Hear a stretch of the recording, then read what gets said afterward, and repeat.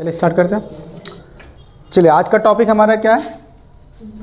Police सेवा, यानी कि पुलिस सर्विस के बारे में पढ़ना है ना। देखिए, पुलिस सर्विस का जो विकास होता है वो अंग्रेज़ों के समय हुआ। जो आज पुलिस सर्विस जो देखते हैं हम लोग, जो थाना वगैरह जो देखते हैं, ये सब अंग्रेज़ों के ज़माने का ही ये देन है। तो लगभग जो स्ट्रक्चर आज हम पुलिस सर्विस में देखते हैं वही स्ट्रक्चर पहले भी देखने को मिलता है। तो पुलिस सेवा का जो विकास किया गया था, पहले उसके पीछे का रीज़न समझते हैं कि आखिर पुलिस सेवा, जैसे अभी का जो वर्तमान गवर्नमेंट चाहे स्टेट, हालांकि पुलिस जो है वो तो स्टेट का मामला है, राज्य सरकार अपने अंदर पुलिस को रखती है, सेना केंद्र सरकार रखती है। तो चाहे वो पुलिस हो चाहे सेना हो, इन दोनों का काम क्या है? कानून व्यवस्था को बनाए रखना। समझ रहे बात को? पुलिस का काम क्या होता है? कानून व्यवस्था को बनाए रखना। सरकार का काम है कानून बनाना, जबकि उस कानून को सही से इम्प्लीमेंट करना, उस व्यवस्था को बनाए रखना, वो किसका काम है? पुलिस का काम है। तो ये जो पुलिस सेवा की जो विकास है, इसका जो जनक है वो हम लोग बार बार पढ़ते हैं। उसके जनक कौन है? Lord Cornwallis. देखो उसका रेड कलर है, चल रहा है ब्लैक। चलिए ठीक, तो कौन है इसका? Lord Cornwallis. इनका टाइम पीरियड ये कब की बात है? लगभग 1793 के आसपास की बात है। उस समय आखिर क्या वैसा नौबत आ पड़ा कि लॉर्ड कॉर्नवालिस को कई सारे बड़े बड़े रिफॉर्म करना पड़ा। हमने पिछले वीडियो में क्या देखा कि जो सिविल सेवा का विकास है उसमें भी किसका अग्रणी योगदान देखते हैं? लॉर्ड कॉर्नवालिस का ही है ना। चूँकि जब वारेन हेस्टिंग, देखो रॉबर्ट क्लाइव का जब टाइम था, उस समय की बात कर रहे हैं, जब प्लासी का युद्ध चल रहा था, तो रॉबर्ट क्लाइव नेतृत्व संभाला था। रॉबर्ट क्लाइव ने सिराजुद्दौला को हराया और वहाँ पर गद्दी पर किसको बिठाया? मीर जाफ़र को बिठाया। मीर जाफ़र को जैसे बिठाया कि उस समय से बंगाल में कठपुतली नवाब का शासन शुरू हो जाता है। मतलब कि जो मीर जाफ़र था, नवाब तो बस नाम मात्र का था, बस देखने के लिए नवाब था, लेकिन मतलब कि उस बंगाल पर सही से नियंत्रण किसका था? अंग्रेज़ों का था। तो मीर जाफ़र के माध्यम से सत्ता चल रहा था, ठीक ठाक चल रहा था। यानी कि उस समय बंगाल पर दो तरह का शासन चल रहा था, समझ रहे? मतलब एक था प्रशासनिक और दूसरा था राजस्व। तो राजस्व का जो मामला था, जो दीवानी अधिकार जिसको कहते हैं, वो किसके हाथ में था? यानी कि टैक्स वगैरह जो भी बंगाल के आसपास के क्षेत्र में जो कलेक्ट किया जाता था वो किसके माध्यम से? लेकिन वो अधिकारी जो वसूलने जाएगा वो किसका होगा? वो नवाब का होगा। मतलब कि नवाब का काम क्या है? मतलब कि उत्तरदायित्व किस पर है? बंगाल के क्षेत्र का पूरा उत्तरदायित्व किस पर है? नवाब के ऊपर है। जबकि अंग्रेज़ों पर किसी भी प्रकार का कोई उत्तरदायित्व है? आम जनता क्या समझती है कि हम पर मीर जाफ़र का शासन चल रहा है, लेकिन दरअसल मीर जाफ़र पर भी नियंत्रण किसका है? अंग्रेज़ों का है। तो आम जनता के माध्यम से जो भी टैक्स वगैरह जो जाता था, उस समय टैक्स में क्या जाता होगा? वही राजस्व, मतलब कि रेवेन्यू में वही ज़मीन से जो फसल वगैरह जाता होगा। नील की खेती वगैरह कराता था, अफीम की खेती कराता था, चावल, यही सब ना होता होगा। तो जो भी कृषि के उत्पादन होते थे वो कर के रूप में जाता था, राजस्व के रूप में जाता था। उस राजस्व पर अधिकार उस समय आम लोगों को तो ये लगता था कि मीर जाफ़र कलेक्ट कर रहा है, जबकि वो सारा पैसा किसके खजाने में जाता था? अंग्रेज़ों के खजाने में। अंग्रेज़ तो मीर जाफ़र को इसीलिए तो गद्दी में बिठाया ही था कि तुम्हारा काम है टैक्स कलेक्ट करना, प्रशासन चलाना। जबकि दीवानी अधिकार वास्तव में किसके पास था? अंग्रेज़ों के पास था। कर का रेट भी कौन फिक्स करता था? अंग्रेज। इसलिए आप पढ़े होंगे अस्थाई बंदोबस्त, रैयतवाड़ी बंदोबस्त, महालवाड़ी। इसमें क्या होता है? कर का जो रेट, मतलब जो होता है टैक्स का जो रेट होता है, वो कौन फिक्स कर रहा है? तो मोटा मोटी समझिए, तो बंगाल पर दीवानी अधिकार किसका था? अंग्रेज़ों का। जबकि प्रशासनिक अधिकार किसका था? एडमिनिस्ट्रेशन कौन कर रहा था? नवाब। तो इसको कहते हैं द्वैत शासन। तो द्वैत शासन किसको कहते हैं? जब किसी क्षेत्र की जनता पर दो तरह का शासन होता हो। प्रशासनिक अधिकार अलग आदमी करेगा, मतलब प्रशासन कोई और चलाएगा, और राजस्व कोई और वसूलेगा। क्या अभी आप लोगों पर द्वैत शासन है कि नहीं? दोहरा शासन नहीं है। राज्य सरकार का भी शासन आप पर चलता है और केंद्र के भी कानून को आपको फॉलो करना पड़ता है। तो उस समय द्वैत शासन का जो मतलब था वो हमने आपको बताया। अब देखिए आगे चल के क्या होगा। धीरे धीरे कर करके जब ये द्वैत शासन का प्रक्रिया चलते गया, उस समय तो कंपनी के लिए मजबूरी था द्वैत शासन को अपनाना, क्योंकि कंपनी अगर द्वैत शासन को नहीं अपनाती, मतलब ये जो सिस्टम चल रहा था कि मीर जाफ़र जो है पूरा वहाँ का प्रशासन चला रहा था और टैक्स मतलब कि जो राजस्व का जो काम था, दीवानी अधिकार, वो किसके पास था? अंग्रेज के पास था, नवाब के पास थोड़ी था। टैक्स वसूलने का अधिकार किसको था तो अंग्रेज़ों के पास। तो ये सिस्टम कुछ दिन तक चलते रहा। अंग्रेज़ों को ये लगा, मतलब ईस्ट इंडिया कंपनी को ये लगा कि अभी अगर हम फ्रंट पे आ जाते हैं, मतलब लोगों को अगर लग गया, यानी कि कम से कम देखो 2 लोगों से खतरा था। एक खतरा किससे था? ब्रिटिश सांसद, क्योंकि अगर ब्रिटिश सांसद को जो वहाँ बैठा है इंग्लैंड में, अगर उनको पता चलता कि कंपनी जो है धीरे धीरे बंगाल पर मतलब कि स्वतंत्र नियंत्रण कर लिया है, मतलब एक तरफ मतलब पूरा अच्छी तरह से कैप्चर कर लिया है बंगाल पर डायरेक्ट, अगर कंपनी का नियंत्रण है तो फिर कंपनी से राजस्व भी तो ज़्यादा वसूलता वो, समझ रहे हैं, उस पर नियंत्रण करने का कोशिश करता। तो ब्रिटिश सांसद नियंत्रण कंपनी पर ना कर पाए, उससे बचने के लिए ये उपाय लगाया कि भाई अभी भी जो ब्रिटिश कंपनी है वो क्या बोलती थी, ब्रिटिश सांसद को क्या बोलती थी कि शासन हम थोड़ी चला रहे हैं, शासन तो नवाब चला रहा है, हम तो बस हेल्प कर रहे हैं, और हेल्प करने के बदले जो पैसा मिलता है वो अपने एम्प्लॉय में बांट लेते हैं। बात तो ये चल रहा था। तो पहला खतरा किससे था? कंपनी को।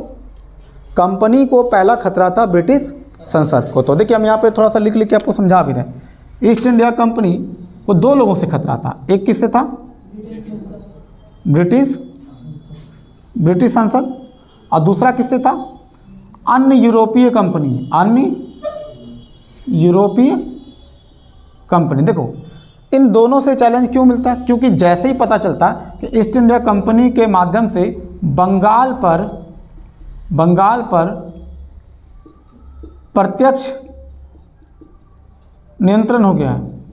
अब प्रत्यक्ष नियंत्रण होगा तो इनकी तो आंखें बड़ी होंगी, इनको तो लगेगा भाई इसका मतलब है ईस्ट इंडिया कंपनी को मुनाफा ज़्यादा हो रहा है, तो अगर मुनाफा ज़्यादा होता है तो भाई हमें भी ज़्यादा दो ना। तो ईस्ट इंडिया कंपनी को लगा कि नहीं, मुनाफा भी नहीं देना है, अपने मुनाफे में से, अपने लाभ के हिस्से में से इसको भी नहीं देना है, और इनको भी नहीं टेंशन लेना, मतलब इनको भी खड़ा नहीं करना है। क्योंकि जैसे अन्य कंपनी को पता चलता है, मान लो कि अन्य यूरोपीय कंपनी कौन था उस समय? फ्रांसीसी था, डच था, थे ना, ये लोग भी, डेनिश लोग भी आ गया था, तो इन पुर्तगाली वगैरह थे। तो जैसे ही इन लोगों को पता चलता है कि बंगाल पर तो अब तो पूरी तरह से ईस्ट इंडिया कंपनी का शासन हो गया, तो फिर ये भी उस पर हमला करते। भाई तुम अकेला कैसे बंगाल पर शासन करोगे, हम भी चैलेंज देंगे। तो उस समय व्यापारी का जो छवि था, ईस्ट इंडिया कंपनी का छवि कैसा था, इमेज कैसा बना हुआ था, हम व्यापारी हैं। तो इनको लगा ठीक है व्यापार करो, कोई दिक्कत नहीं, पर जैसे तुम वहाँ के राजा बन जाओगे तो इनके मन में भी तो लालच बढ़ेगा, फिर ये भी तो उनको चैलेंज, मतलब कि ये भी अटैक करता और ये भी उस पर नियंत्रण बढ़ाता। तो ब्रिटिश नियंत्रण से बचने के लिए और यूरोपीय कंपनी से प्रतिद्वंदिता ना मिला, मतलब कंपटीशन ना मिले, कंपटीशन, इससे कंपटीशन मिलेगा नहीं मिलेगा, और इससे नियंत्रण होगा, मतलब कि British company east India company पर नियंत्रण भी ना करे और अन्य यूरोपीय कंपनी कंपटीशन भी ना दे पाए ईस्ट इंडिया कंपनी। इसके लिए बंगाल पर प्रत्यक्ष नियंत्रण से बचने के लिए उन्होंने क्या किया? द्वैत शासन को लागू किया। किसको लागू किया? अब दोहरा शासन है, सब कंफ्यूज हो रहा है, काम चल रहा है मज़े से, लेकिन कुछ दिन तक तो ऐसा चलते रहा। लेकिन जैसे जैसे कंपनी मजबूत होते चला गया, जब रॉबर्ट क्लाइव के बाद वारेन हेस्टिंग जब आया, तो वारेन हेस्टिंग तक कंपनी अब पूरी तरह से मजबूत हो चुकी थी। अब बोला कि कोई ज़रूरत नहीं, नवाब ववाब को कोई ज़रूरत नहीं, अब वैसे भी सारे नवाब जो है भगौड़े हैं, सब धोखेबाज हैं। उनके नज़र में तो हम लोग धोखेबाज थे, क्योंकि मीर कासिम से भी धोखा मिल चुका था उनको, मीर जाफ़र भी परेशान हो चुका था। तो कई सारे जो नवाब के, जो जिनको भी उन्होंने कठपुतली नवाब बनाया, उनसे भी उनको धोखा मिला था। तो ऐसे में वो क्या करते हैं, बोले एक काम करो, ख़त्म करो द्वैत शासन को, ख़त्म कर दिया। लागू कौन किया था? रॉबर्ट क्लाइव ने लागू किया था, जबकि ख़त्म कौन किया? वारेन हेस्टिंग ने द्वैत शासन को ख़त्म कर दिया।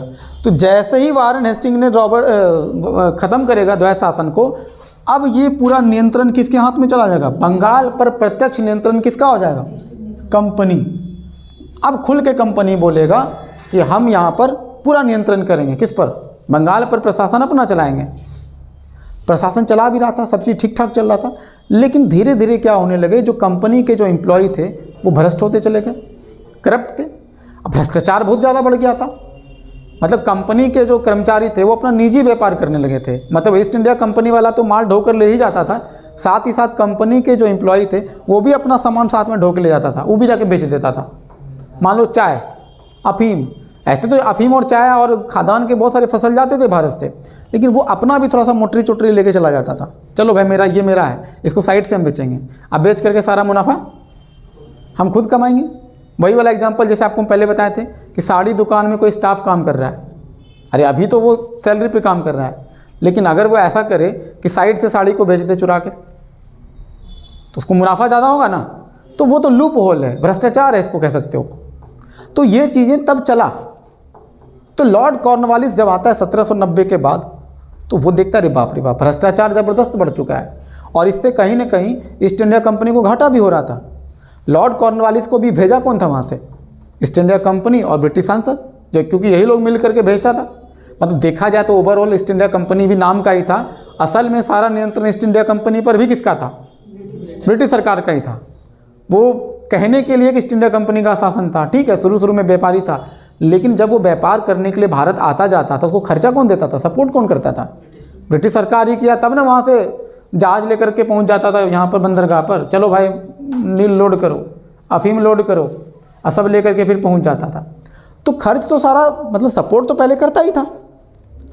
अब जैसे जैसे कॉर्नवालिस को लगा कि नहीं ऐसे नहीं चलेगा, यानी कि अब क्या करना पड़ेगा, एडमिनिस्ट्रेशन में सुधार करना पड़ेगा। और एडमिनिस्ट्रेशन में सुधार करने के लिए क्या करेगा वो? सबसे पहले इंडियन सिविल सर्विस।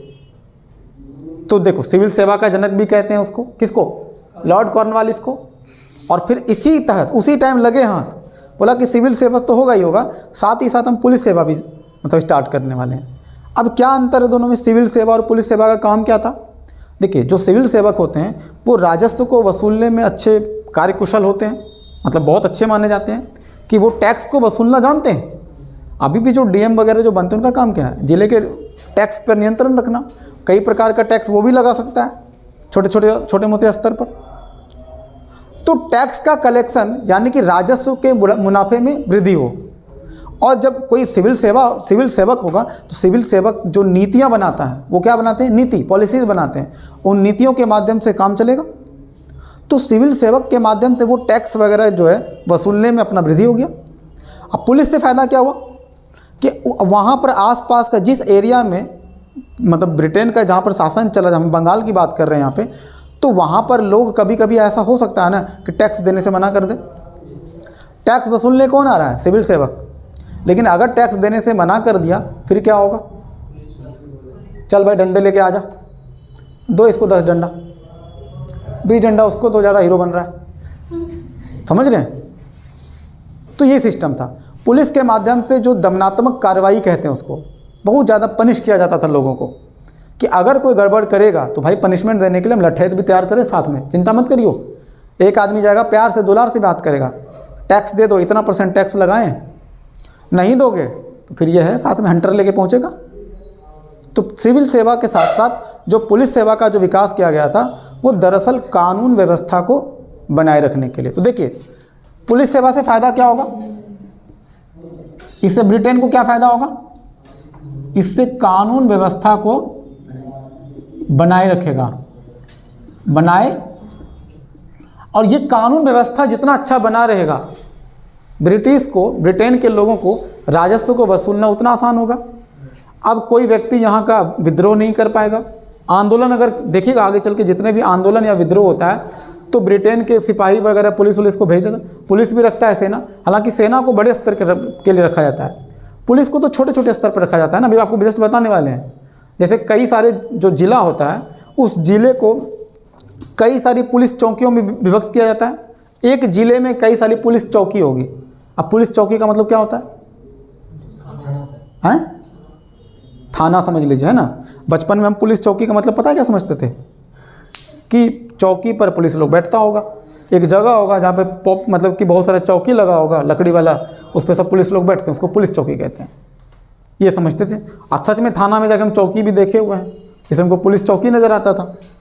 तो देखिए हम इसको पहले क्लियर करें फिर आपको वहाँ पे आते हैं। तो कानून व्यवस्था को अगर आप बनाए रखना चाहते हैं तो पुलिस ज़रूरी है। अच्छा, राजस्व अगर आपको बनाए रखना है, टैक्स का कलेक्शन बढ़ते रहना है, तो उसके लिए क्या होगा, अगर आप चाहते हैं कि आपको टैक्स एकदम मिलते रहे, पैसे में कोई दिक्कत ना हो, तो उसके लिए क्या करना पड़ेगा, सिविल सेवा।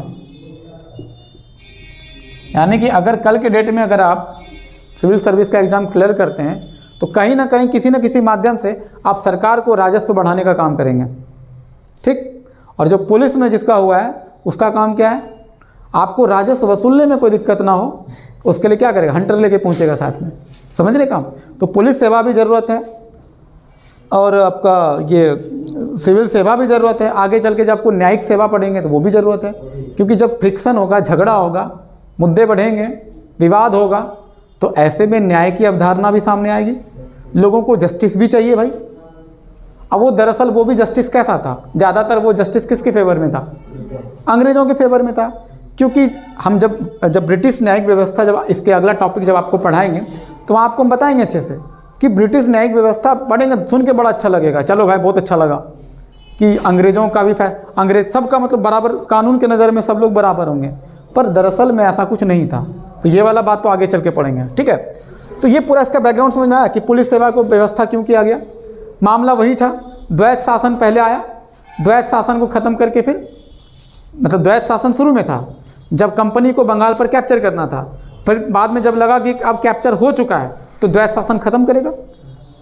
अब सीधा हीरो पिंजरा से बाहर निकल गया, वारेन हेस्टिंग एकदम निकला है कि अब बंगाल पर तो खुल के बोला कि हाँ भाई मेरा ही शासन चलेगा, यहाँ पर किसी नवाब का ज़रूरत नहीं, किसी कठपुतली का ज़रूरत नहीं, हम लोग इतने कैपेबल हैं कि हम खुद से शासन करेंगे। अब फ्रांसीसी डच ट्राई भी कर ले मेरे पर तो हम हमले के लिए तैयार हैं, जीतना पाएगा मेरे से वो। और दूसरा, ब्रिटिश संसद को जवाब देना है, दे देंगे, पैसा चाहिए तुमको थोड़ा सा दे देंगे। तो ये अपने क्या बोलते हैं, अपने क्लेवर से बाहर निकला, कलेवर से, जैसे सांप अपने कलच से बाहर निकला तो वो कवच बोलते हैं, वही हुआ वारेन हेस्टिंग के टाइम में। अब धीरे धीरे फिर जब करप्शन बढ़ेगा तो कॉर्नवालिस इसको सुधार लाएगा, फिर पुलिस व्यवस्था लाएगा। वो क्या करेगा, हर जिले में पुलिस अधीक्षक की नियुक्ति करेगा, हर जिले में, वही सब इंस्पेक्टर जिसको बोलते हैं, इंस्पेक्टर लगाएगा, हर जगह में पुलिस अधीक्षक रखेगा। अच्छा, पुलिस अधीक्षक को आप डीएम के सेंस में समझ लीजिए, जैसे आप एसपी समझ रहे हैं ना, एसपी की तरह समझ लीजिए। यानी कि वर्तमान में जो एसपी का काम होगा वही काम तब किसका होता था, जिले में पुलिस अधीक्षक का काम होता था। क्योंकि हम पुलिस सेवा पढ़ रहे हैं, सिविल सेवा पढ़ रहे होते हैं तो वहाँ पे डीएम आता, तो पुलिस का हेड कौन होता है, एसपी होता है ना। तो पुलिस अधीक्षक का हर जिले में पुलिस अधीक्षक जो है उसकी नियुक्ति होगा। और क्या, जिला को, जैसे एक जिला मान लीजिए इतना बड़ा है, उसको अलग अलग चौकी, जिसको थाना आप कहते हैं, अलग अलग चौकियों में विभाजित होगा। ऐसा क्यों होता था, क्योंकि क्षेत्र, मान लो जिला का क्षेत्र तो काफ़ी बड़ा होता है, अच्छा सभी लोगों पर नियंत्रण रखना है तो कुछ दूर पर रखना पड़ेगा ना। अलग अलग थाना बनाने से क्या फ़ायदा होगा, फ़ायदा ये होगा कि वहाँ के लोगों को अगर किसी तरह का प्रॉब्लम होगा तो वहाँ के नज़दीक वाले थाना में जाकर कंप्लेन करेगा, या अगर ब्रिटेन के लोगों को अगर दमन भी करना होगा तो नज़दीक वाले थाना को इन्फॉर्म करके करा देगा। तो अलग अलग जगह पर चौकी बांटने से फ़ायदा ये हुआ कि कानून व्यवस्था को सुचारू रूप से चलाने में मदद मिलेगा, आप कानून को चलाने में मदद मिलेगा। तो अलग अलग चौकी में अलग अलग, फिर यहाँ पर क्या बोलेगा, हर एक चौकी कहता कि प्रत्येक पुलिस चौकी में क्या बोलेगा, दरोगा की नियुक्ति, सब जगह दरोगा, यहाँ भी दरोगा, एक से ज़्यादा भी हो सकता है दरोगा, वो डिपेंड करता है उस आसपास। जैसे कि अभी बांका में जो थाना है, यहाँ पे लगभग 6 दरोगा है, आपका 6 या 7 के आसपास है, हम एग्जैक्ट नहीं बता पाएंगे, लगभग 5, 6, 7 के आसपास तो है। तो वो डिपेंड करता है कि पुलिस चौकी मतलब वो एरिया कैसा है। अब शहरी एरिया है, वहाँ पे प्रशासन चलाने में ज़्यादा जटिलता है, वहाँ पर जनसंख्या ज़्यादा है तो पुलिस भी ज़्यादा चाहिए ना, तो ज़्यादा पुलिस रहेगा तो ज़्यादा दरोगा भी चाहिए होगा। वही दरोगा जो रात में गश्ती में निकलता है। अभी तो बालू माफिया पर देखिए कितना नकेल कसा जा रहा है, नकेल भी कसा जा रहा है, साथ में घूस भी खा रहा है, दोनों भी चल रहा है। अच्छे लोग बुरे लोग दोनों ही होते हैं, है ना। तो इस तरह का जो व्यवस्था था, इसके वजह से क्या होगा, आपको दिख रहा है कॉर्नवालिस के दिमाग में क्या खुराफाती दिमाग चल रहा है। कॉर्नवालिस को अच्छे से पता, देखिए जो चीज़ आप आज देख रहे हैं ना, कॉर्नवालिस को तब पता था कि अगर सभी लोगों पर नियंत्रण करना है तो क्या करना पड़ेगा, इस तरह का व्यवस्था आपको अलग अलग जिला को अलग अलग चौकी में बांटो, मतलब एक जिला को कई चौकी में बांटो और प्रत्येक चौकी में क्या कर दो, दरोगा भाई साहब को, दरोगा जी चोरी हो गई, यही था ना। अब दरोगा जी चोरी हो गई तो वो तो जो कंप्लेन जो रपट लिखाने आता है उसको खुद ही नहीं पता होता है कि दरअसल चोरों के चोर क्या बोलते हैं उसको, महाचोर, ये तो खुद ही बैठे हुए हैं, ध्यान देना, सभी लोग वैसे नहीं होते हैं, अच्छे लोग भी होते हैं, जो अच्छे काम करते हैं उनकी रिस्पेक्ट भी है ना। अब ये सब चीज़ तो चल ही रहा था, 1793 के आसपास की घटना था। सिस्टम बड़ा अच्छा लग रहा है देख करके, कानून व्यवस्था तो लागू हो जाएगा और सिविल सेवक को बहुत हेल्प मिलेगा, नया व्यवस्था तो आगे चल के पढ़ेंगे। उसके बाद 1860, उससे पहले क्रांति हो चुका है। कौन सा घटना? 1857 की क्रांति। तो ध्यान दीजिएगा, जब भी 1850 मतलब 57 के बाद का जितना भी घटना आप इतिहास में पढ़िएगा, हर एक घटना पर 1857 की क्रांति का कुछ ना कुछ प्रभाव आपको डेफिनेटली देखने को मिलेगा। इसलिए 1857 की क्रांति बहुत इंपॉर्टेंट है। जब आपको पढ़ाएंगे एकदम आंखें बड़ी बड़ी करके देखना है कि क्रांति में क्या क्या हुआ था, कौन कौन हिस्सा लिया था, क्रांति क्यों हुआ था, क्रांति के पीछे का मकसद क्या था, क्या ये वास्तव में क्रांति था या फिर विद्रोह मात्र था। पढ़ेंगे इसको आगे चल के, ये बहुत बड़ा टॉपिक है। तो 1860 में पुलिस अधिनियम 1861 बना। वजह समझ रहे होंगे, 57 में क्रांति हुआ और पूरा कानून व्यवस्था को ऐसी की तैसी बना दिया। मतलब इतना जो टाइट कानून व्यवस्था बनाए रखा था उसका धज्जी उड़ा दिया था। 57 की क्रांति में देखे थे ना कि कई सारा पुलिस चौकी में भी आग लगा दिया गया था।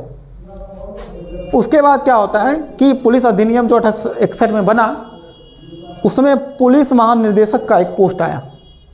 मतलब जो सारा जो पुलिस अधीक्षक है उसका भी हेड होगा, जस्ट लाइक डीआईजी के टाइप का, समझ रहे हैं, उस तरह का आईजी डीआईजी टाइप का। तो पुलिस अधिनियम 1861 के तहत पुलिस महानिर्देशक का एक पद आया। उसमें बोलता है कि ये जितने भी प्रांत के पुलिस विभाग है, प्रांत पुलिस विभाग समझते हो, जो पुलिस का डिपार्टमेंट होता है, अलग अलग प्रांत में अलग अलग डिपार्टमेंट होता है और एक ही डिपार्टमेंट से सारे पुलिस लोग रेगुलेट होते हैं। अभी बांका में भी पुलिस का डिपार्टमेंट होगा ना भाई, अरे बांका जिला में जितना भी थाना होगा उसका कोई एक हेडक्वार्टर थाना होगा कि नहीं होगा, बताओ। तो उसको क्या बोलते हैं, पुलिस विभाग का एक ऑफिस होता है। तो सभी प्रांतों के जितने भी पुलिस विभाग होगा सबका प्रमुख कौन होगा? जैसे भी मान लीजिए बांका, भागलपुर, मुंगेर, अलग अलग जितना भी प्रांत है, प्रांत मतलब जिला से संबंधित हम बात कर रहे हैं। जैसे बिहार में 38 जिला है, तो 38 जिला में जितना भी पुलिस विभाग होगा सबका कोई ना कोई एक हेड होगा ना भाई, जो आईजी डीआईजी लेवल पे होगा, डीआईजी मान के चलिए। तो वो पुलिस महानिदेशक कौन लाया था? 1861 के कानून में लाया गया था। अब पुलिस विभाग को व्यापक अधिकार मिलेगा। पहले पुलिस को अधिकार था, ऐसा नहीं था कि अधिकार नहीं था, वही हंटर लेके पहुंच जाता था, टैक्स दो, पैसा वैसा दो, किसान लोगों को, मतलब किसान लोगों से पैसा वसूलने का काम करता था। अब पुलिस को अधिकार और ज़्यादा देगा। क्यों भाई? क्योंकि भी हाल फिलहाल ताज़ा क्या हुआ है, क्रांति हुआ है। तो पुलिस का कान खड़ा हो चुका, आंख भी बड़ी बड़ी हो गई है कि भाई अब तो काम नहीं बनेगा, कुछ और पावर चाहिए। तो पुलिस को और ज़्यादा पावर दे दिया। पावर क्या दे दिया? अब कहता है कि आशंका के आधार पर भी आप किसी को गिरफ्तार कर सकते हो। मतलब अगर आपको किसी पर शक है, शक के बिहाफ पर भी किसी को भी आप गिरफ्तार कर सकते हो। इससे क्या होगा कि 57 की क्रांति के बाद जो अंग्रेजों को लगा कि बाप रे बाप, ये तो बहुत खतरनाक आदमी थे, हम तो इनको बहुत ज़्यादा सॉफ्ट समझ रहे थे कि यहाँ के लोग मतलब कमज़ोर होते हैं, विद्रोह नहीं कर पाते हैं। अब जहाँ भी 2-4 आदमी का गुट देखेगा, कहीं भी 4 आदमी अगर एक जगह खड़ा भी है ना ऐसे करके, क्या कर रहा है जी? कुछ नहीं सर, ऐसे ही घूम रहे थे, चलो गाड़ी में बैठो, चलो चलो चलो। शक क्या? उसको अगर डाउट हो गया ना कि हाँ भाई कि तुम अंग्रेज़ों के खिलाफ कोई साजिश रच रहे होगे, तो शक के आधार पर अंग्रेज ना उस समय बहुत ज़्यादा शंकित हो चुके थे। उनको भारत के बारे में 57 की जब क्रांति हुई उनका दिमाग टूट गया। उनको भारत के बारे में ये नहीं पता था कि कभी ये क्रांति भी कर सकते हैं। अब मामला तो भाई धर्म का था। वो धार्मिक मामले में भारत में जानते हैं कितना जल्दी से भड़कता है। वही चर्बी वाले जो कारतूस का मामला था, तत्कालिक कारण तो वही था ना। धर्म का मामला बहुत तेज़ी से फैलता था। उनको नहीं पता था कि भारत के लोग धर्म के मामले में कितने एक्टिव होते हैं। एक नमूना था वो क्रांति। जबकि आपको लगता है कि नेशनलिज्म की भावना किसी के अंदर था, अपने अपने क्षेत्र के लिए सब लोग लड़ रहा था उस समय। चाहे रानी लक्ष्मीबाई हो, तात्या टोपे हो, बेगम हजरत महल जो लखनऊ से लड़ी थी, चाहे वीर कुंवर सिंह हो, सब के अंदर अपने अपने क्षेत्र को बचाने की बात था कि हमारे क्षेत्र पर अंग्रेजों का कैप्चर ना हो जाए। इसके लिए वो क्रांति था। क्रांति इसलिए कहते हैं क्योंकि पहली बार भारत में सामूहिक रूप से विरोध हो पाया ठीक तरीके से, बड़े व्यापक समूह के माध्यम से हुआ। हालांकि कई सारे लोग उसमें, जैसे जमींदार लोग तो अलग ही रहे, वो लोग तो कभी सपोर्ट भी नहीं किया क्रांति वगैरह को। किसान भी न्यूट्रल रहा। किसान भी 1857 की क्रांति में एग्जाम में क्वेश्चन भी आता है कि क्या किसान उसमें बहुत हद तक एक्टिव था, तो नहीं था। तो बात समझ रहे हैं आप, मैटर समझिए, उसमें सिपाही विद्रोह उसको ज़्यादा कभी कभी कहते हैं। तो मेरा कहने का मतलब है कि अब पुलिस को ज़्यादा पावर मिलेगा। क्यों पावर मिलेगा? क्योंकि अब पुलिस को समझ में आ चुका है 57 की क्रांति में कि भैया ये लोग बहुत नॉर्मल लोग नहीं है, तो पावर दो। जैसे आंदोलन करने के लिए फिर दोबारा सोचेगा, सोचने से पहले ही उसको अरेस्ट कर लो।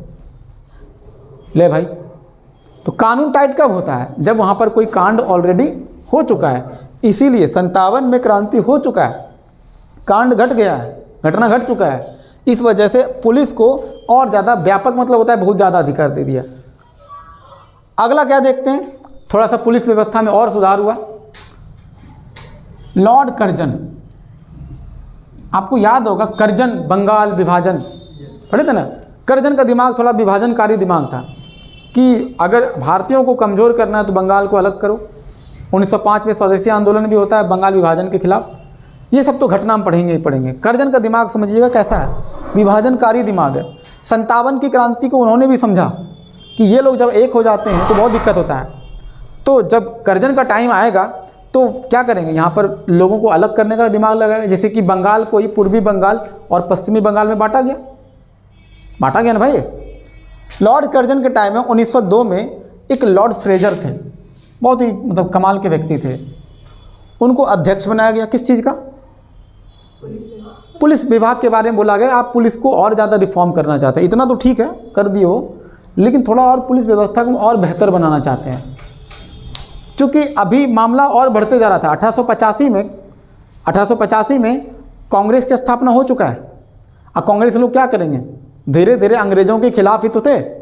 तो अब पुलिस को और ज़्यादा स्ट्रॉन्ग करने की ज़रूरत है। तो वो क्या करेगा, तो लॉर्ड फ्रेजर की अध्यक्षता में क्या होगा, पुलिस आयोग का गठन होता है। ये पूछा जाता है एग्जाम में कि पुलिस आयोग का गठन किसकी अध्यक्षता में हुआ था, या फिर निम्नलिखित में से किसका संबंध पुलिस व्यवस्था से था या पुलिस सेवा से था? तो फ्रेजर याद रखिएगा। तो फ्रेजर का कनेक्शन किससे था? और जबकि लॉर्ड लिटन पढ़े थे ना, लॉर्ड लिटन का किससे संबंध था? सिविल सेवा में जो 19 साल का जो उम्र घटाकर किए थे वो कौन के थे? लॉर्ड लिटन के टाइम में हुआ था ना। तो लॉर्ड फ्रेजर के अध्यक्षता में पुलिस आयोग का गठन हुआ और इनका किनका, फ्रेजर का सिफारिश था कि आप एक काम कीजिए कि पुलिस व्यवस्था के साथ साथ एक गुप्तचर व्यवस्था भी बनाइए। पुलिस आयोग क्या होता है? हाँ, पुलिस आयोग क्या होता है? पुलिस आयोग पुलिस कमीशन, मतलब वो तो ट्रांसलेशन हुआ है ना। मतलब पुलिस आयोग का मतलब एक पुलिसों के लिए एक कुछ लोगों का टीम होना चाहिए जो पुलिस को लगातार रिफॉर्म क्या क्या, मतलब कानून वगैरह में क्या क्या रिफॉर्म हो सकता है, पुलिस व्यवस्था में और बेहतरीन के लिए क्या क्या कर सकते हैं। तो कुछ लोगों का एक समूह होगा जो एडवाइस देगा कि पुलिस को और बेहतर करने के लिए क्या करना होगा, जैसे उसको ट्रेनिंग वगैरह अगर देना हो, एक्स्ट्रा ट्रेनिंग, यही लोग तय करता था। आयोग का मतलब होता है कुछ लोगों का समूह, और उस समूह में लीड रोल कौन कर रहा था? फ्रेजर। अब ये बताएगा, ज्ञान देगा कि पुलिस को ऐसे होना चाहिए, वैसे होना चाहिए। कानून पुलिस को और ज़्यादा पावरफुल करेगा, क्योंकि और ज़्यादा पावरफुल करने की ज़रूरत हो भी गए थे अंग्रेज़ों के हिसाब से देखो तो। ये बोलेगा कि चलो ठीक है पुलिस तो काम करेगा, लेकिन पुलिस को पक्का सूचना कौन देगा? कार्रवाई अगर आप करोगे पक्का सूचना भी तो होना चाहिए। तो एक ऐसा करो, एक गुप्तचर विभाग की स्थापना करो और वो बताएगा कहाँ पर कौन सी कांड हो रहा है, कौन सा घटना घट रहा है। तो गुप्तचर व्यवस्था से क्या होगा, पुलिस व्यवस्था और मजबूत हो जाएगा। तो गुप्तचर व्यवस्था की स्थापना किनके माध्यम से होगा? लॉर्ड फ्रेजर के माध्यम से है। ये बात समझ में आया? ये हमारा टॉपिक जो है पुलिस सेवा वाला इतना ही था, कुछ खास ज़्यादा था नहीं। बस ये समझिए कि कानून व्यवस्था को बनाए रखने के लिए पुलिस सेवा का निर्माण किया गया था। अलग अलग लोग, जैसे लॉर्ड कर्जन के टाइम में फ्रेजर की वजह से पुलिस आयोग का गठन हुआ और फिर गुप्तचर व्यवस्था का स्थापना हुआ। फिर पुलिस अधिनियम 1861 हमने पढ़ा, जिसमें पुलिस महानिर्देशक का पद बना और एक पुलिस महानिर्देशक में कई सारे प्रांतों के पुलिस विभाग का हेड था। ठीक, उसके बाद पुलिस विभाग को व्यापक अधिकार मिला कि भाई आप शक के बिहाफ पर भी किसी को भी आप गिरफ्तार कर सकते हैं। और साथ ही साथ शुरुआत किससे पढ़े थे कि लॉर्ड कॉर्नवालिस क्या है, पुलिस सेवा का जनक, क्योंकि ज़िले में जितना भी पुलिस अधीक्षक होगा उसका नियुक्ति करेगा, है ना, जस्ट लाइक एसपी के जैसा। और जिलों को अनेक पुलिस चौकियों में बांटा और प्रत्येक पुलिस चौकी पर एक एक दरोगा की नियुक्ति होगा। अब जो अगला टॉपिक हम पढ़ने वाले हैं वो क्या रहेगा हमारा, सेना का जरूरत क्या था। वहाँ भी सेना का काम क्या होगा, कानून व्यवस्था को बनाए रखना, लेकिन वो उसका व्यापक काम है। युद्ध वगैरह में पुलिस से ज़्यादा किसका काम आएगा, सेना का काम आएगा। ठीक है, तो इसका हम लोग टाइम है हमारे पास बचा हुआ, कितना टाइम हो गया? आधा घंटा है ना, आधा घंटा हम उसको भी पढ़ लेते हैं। तो पॉज कर लेते हैं पहले, फिर हम लोग पुलिस सेवा के साथ सैन्य सेवा भी कर लेते हैं। पॉज कर लीजिए।